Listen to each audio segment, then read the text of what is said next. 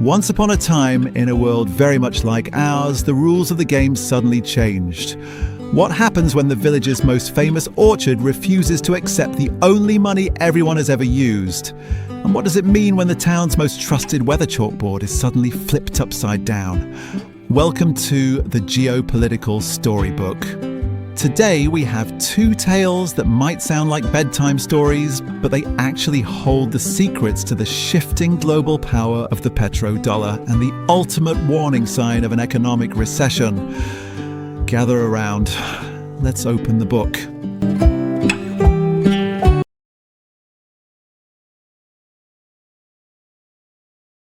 Oh, once upon a time, there was a very hard-working beaver named Barnaby.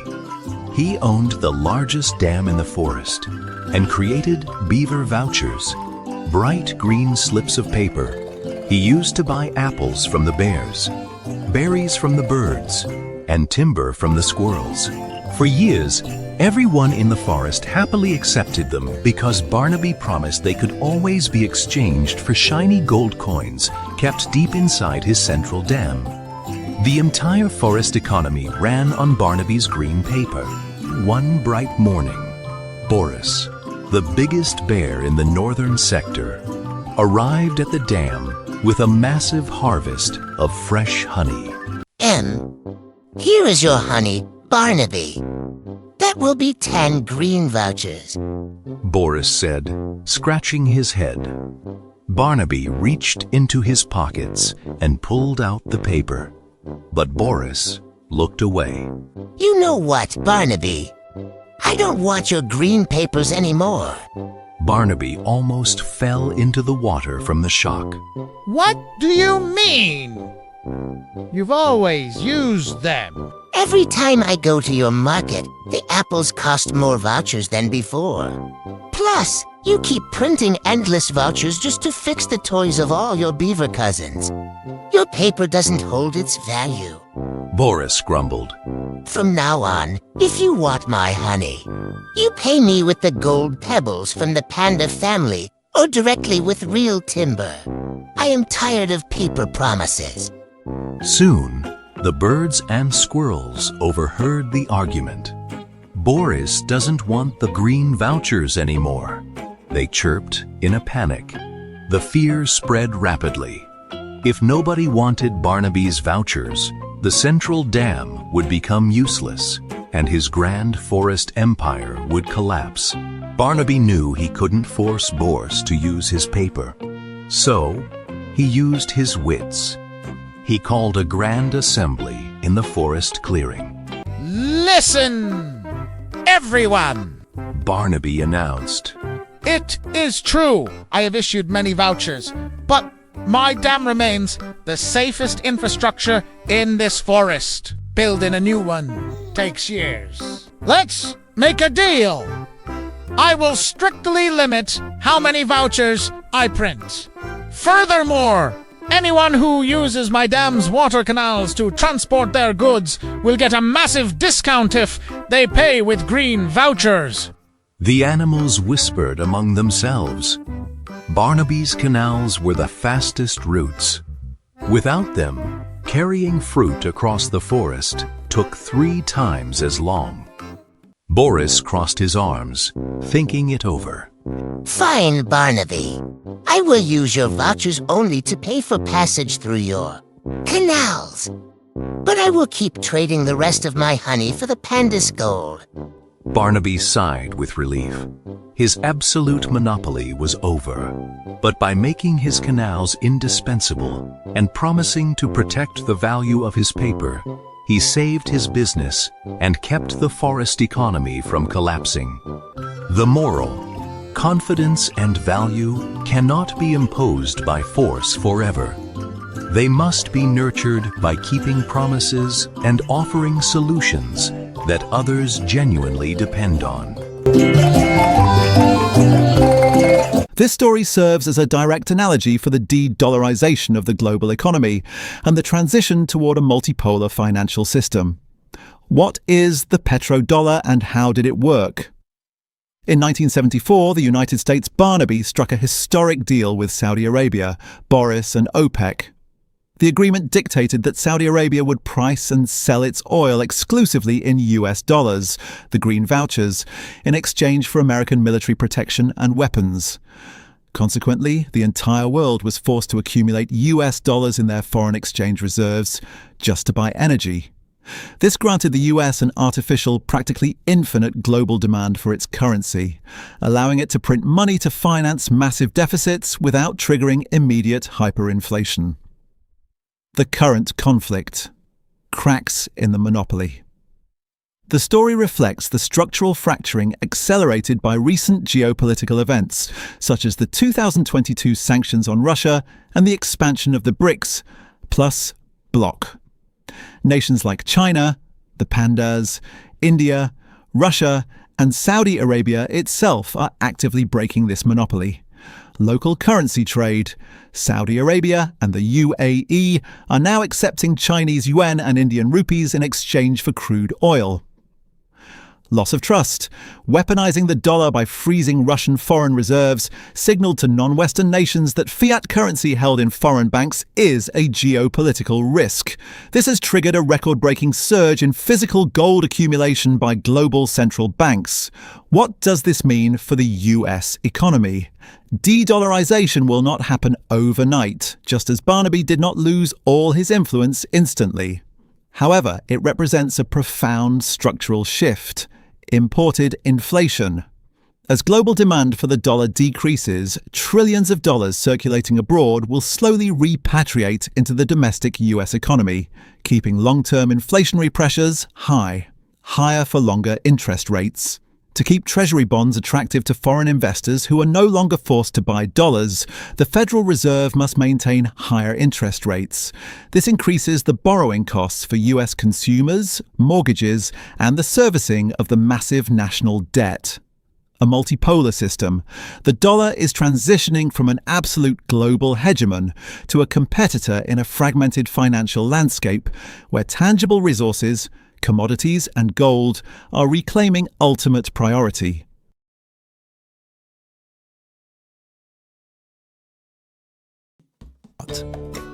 Once upon a time, there was a very wise owl named Oliver who ran the Time Tree, the safest place in the forest to store acorns. Oliver had a simple rule written on his big wooden board. If you lent him your acorns for just one day, he would give you one extra berry. But if you were patient and lent them to him for a whole month, he would give you 10 extra berries.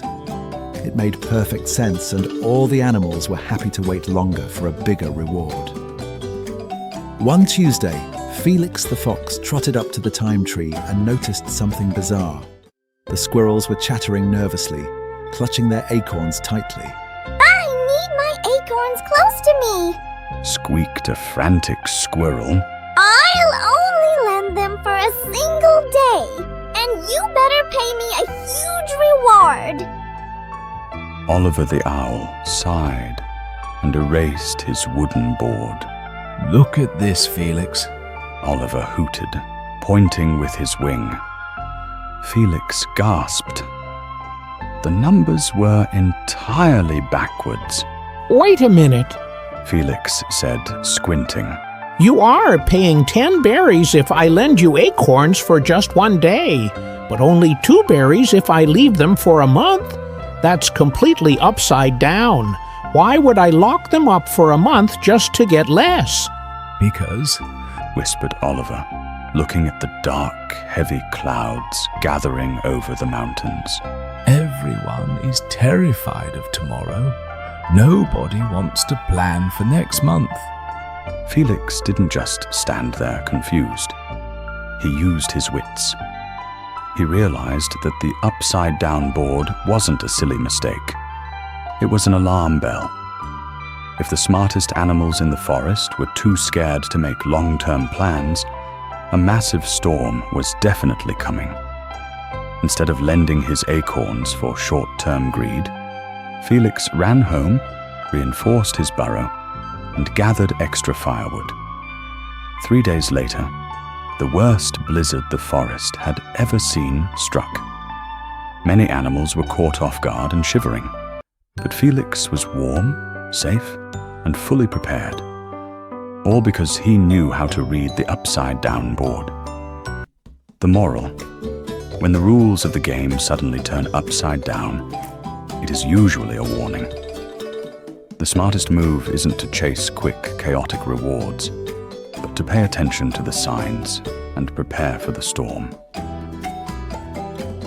This story is a practical breakdown of the inverted yield curve trap, the historical indicator that predicts 100% of recessions. What is a normal yield curve? In the real financial world, Oliver's time tree represents the government bond market, specifically US Treasuries. Normally, if you lend your money to the government for a short period, like 3 months or 2 years, you get a lower interest rate. If you lock your money away for a long time, like 10 or 30 years, you demand a higher interest rate to compensate for the risk of time and inflation. That upward slope is a normal yield curve, signaling a healthy, growing economy. The conflict. Why does it invert? The upside-down board on the time tree represents the inverted yield curve. This happens when short-term interest rates become higher than long-term rates, most commonly measured by the difference between the 2-year and 10-year Treasury yields. Why does this happen? Fear and central bank intervention.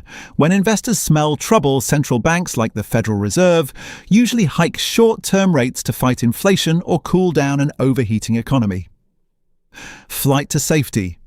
At the exact same time, large institutional investors get scared about the future. Just like the nervous squirrels, they rush to buy long-term bonds, like the 10-year Treasury, because they want to lock in a safe return before the economy crashes. This massive demand for long-term bonds drives their yields down. The 100% recession predictor. When the 2-year bond pays you more than the 10-year bond, the market is screaming that something is fundamentally broken. It reflects deep pessimism among the smart money. Historically, an inverted yield curve has preceded almost every single modern economic recession. However, the trap is in the timing. The recession doesn't happen the day the curve inverts. Just like Felix seeing the clouds, the inversion is the early warning system. The real crash often occurs when the curve starts to uninvert or steepen again, which happens when the central bank frantically cuts short-term rates to rescue a plummeting economy.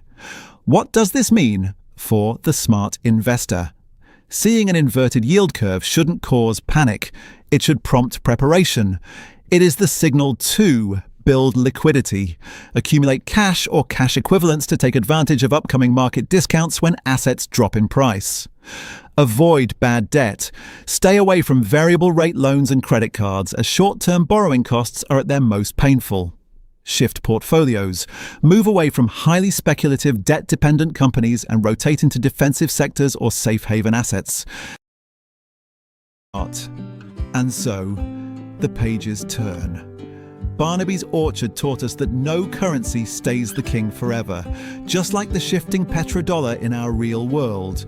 And the upside-down chalkboard showed us the inverted yield curve, an economic storm warning we simply cannot ignore. Now it's time to play a game. If you were an animal in this forest, what asset would you hoard to survive the coming storm? A golden acorn, a piece of the orchard itself? Leave your survival strategy in the comments below and I'll pin the most clever answer. Don't forget to subscribe for our next tale.